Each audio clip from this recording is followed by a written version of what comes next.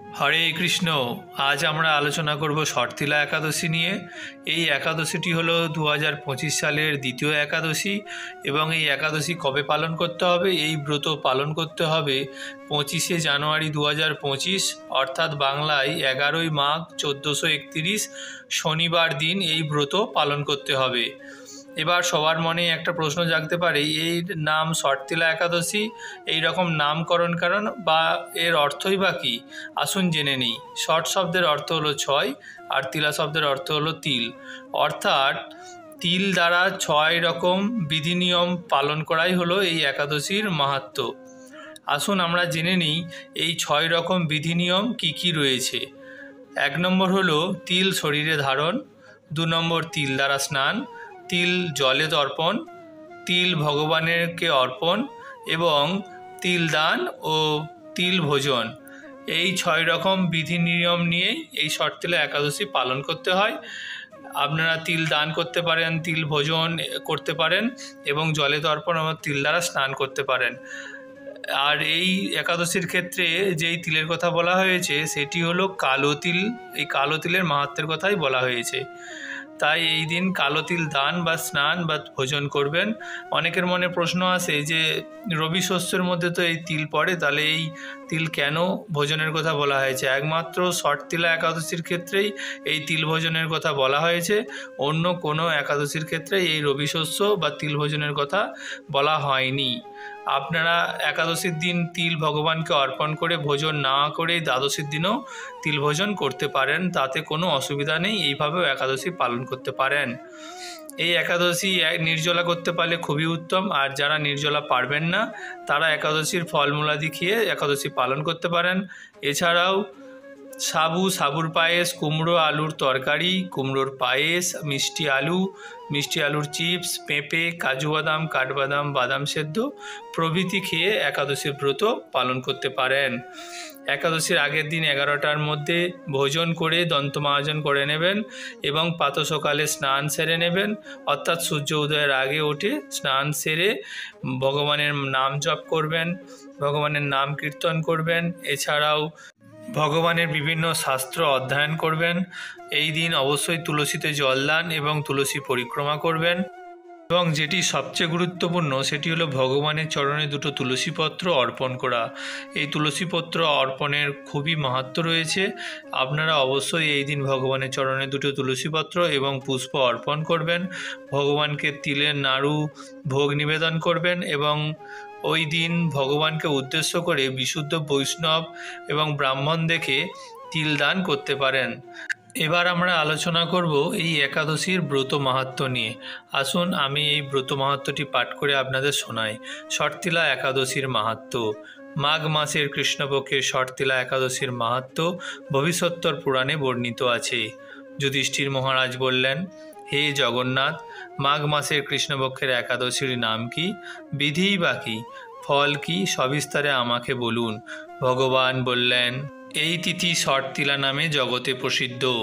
এক সময় দালভ্য ঋষি মুনিশ্রেষ্ঠ পুলস্তকে জিজ্ঞাসা করলেন, মর্তলোকে মানুষেরা ব্রহ্মহত্যা, গৃহহত্যা, অন্যের সম্পদ হরণ আদি পাপকর্মের দ্বারা নরকে গমন করে, যাতে তারা নরকগতি থেকে রক্ষা পায়, তা যথাযথভাবে আমাকে উপদেশ করুন। অনায়াসে সাধন করা যায় এমন কোনো কাজের মাধ্যমে যদি তাদের এই পাপ থেকে উদ্ধার করার কোনো উপায় থাকে তা আমাকে বলুন। ঋষি পুলস্ত বললেন, হে মহাভাগ, তুমি একটি গোপনীয় উত্তম বিষয়ে প্রশ্ন করেছ। মাঘ মাসে সূচি, জিতেন্দ্রিয়, কাম, ক্রোধ আদি শূন্য হয়ে স্নানের পর দেবেশ্বর শ্রীকৃষ্ণের পূজা করবে। পূজাতে কোনো বিঘ্ন ঘটলে কৃষ্ণ নাম স্মরণ করবে। রাত্রিতে অর্চনান্তে হোম করবে। তারপর চন্দন, অগরু, কর্পূর এবং শর্করা প্রভৃতি নৈবেদ্য প্রস্তুত করে ভগবানকে নিবেদন করবে। কুষ্মাণ্ডু, নারকেল অথবা 100টা গুবাক দিয়ে অর্ঘ্য প্রদান করবে। কৃষ্ণ কৃষ্ণ কৃপালুস্তু গতিরাং গতির্ভব ইত্যাদি মন্ত্রে শ্রীকৃষ্ণের পূজা করতে হয়। কৃষ্ণ আমার প্রতি প্রিয় হন বলে যথাশক্তি ব্রাহ্মণকে জলপূর্ণ কলসছত্র, বস্ত্র, পাদুকা ও গাভী তিলপাত্র দান করবে। স্নান দানাদি কার্যে কালো তিল অত্যন্ত শুভ। হে দ্বিজোত্তম, ওই প্রদত্ত তিল থেকে পুনরায় যে তিল উৎপন্ন হয় তত বছর ধরে দানকারী স্বর্গলোক বাস করে। তিল দ্বারা স্নান, শরীরে তিল ধারণ, তিল জলে মিশিয়ে তা তর্পণ, তিল ভোজন এবং তিল দান, এই 6 প্রকার বিধানে সর্বপাপ বিনষ্ট হয়ে থাকে। এই জন্য এই একাদশীর নাম ষটতিলা। হে যুধিষ্ঠির, এককালে নারদ ওই একাদশী সম্পর্কে জানতে চাইলে আমি যে কাহিনী বলেছিলাম তা আপনি শ্রবণ করুন। পুরাকালে মর্তলোকে এক ব্রাহ্মণী বাস করত। সে প্রত্যহ ব্রত আচরণ ও দেব পূজা পরায়ণ ছিল। উপবাসক্রমে তার শরীর অত্যন্ত ক্ষীণ হয়ে গিয়েছিল। সেই মহাসতী ব্রাহ্মণী অন্যের কাছ থেকে দ্রব্যাদি গ্রহণ করে দেবতা ব্রাহ্মণ কুমারীদের ভক্তিভোগের দান করত, কিন্তু ভিক্ষুককে ভিক্ষাদান ও ব্রাহ্মণকে অন্নদান করেনি। এইভাবে বহু বছর অতিক্রান্ত হলো।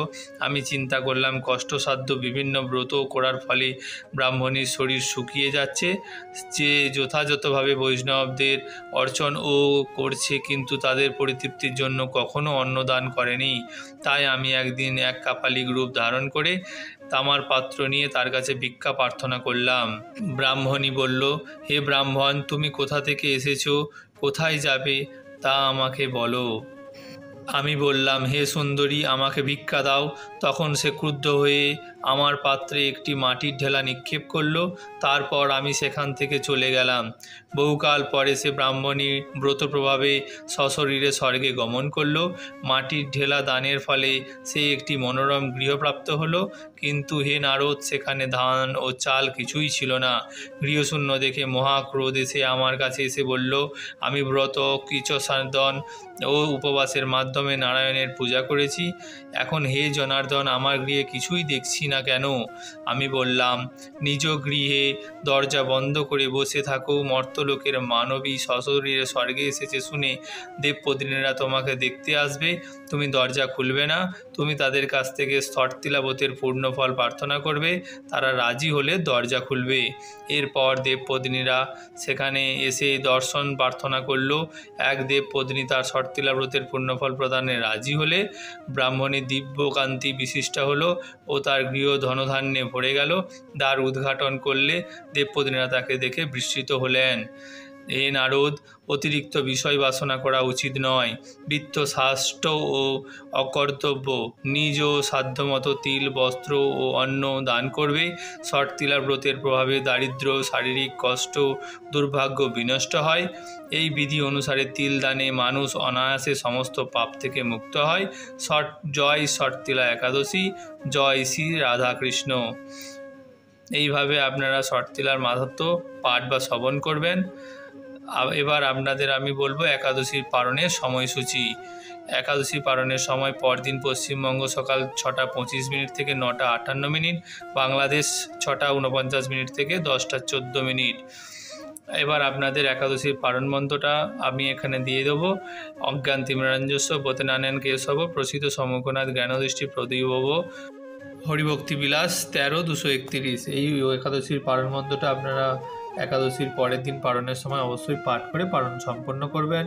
সবাই একাদশী পালন করুন এবং বন্ধু বান্ধব আত্মীয় পরিজনদের একাদশী পালনে উৎসাহিত করুন। হরে কৃষ্ণ।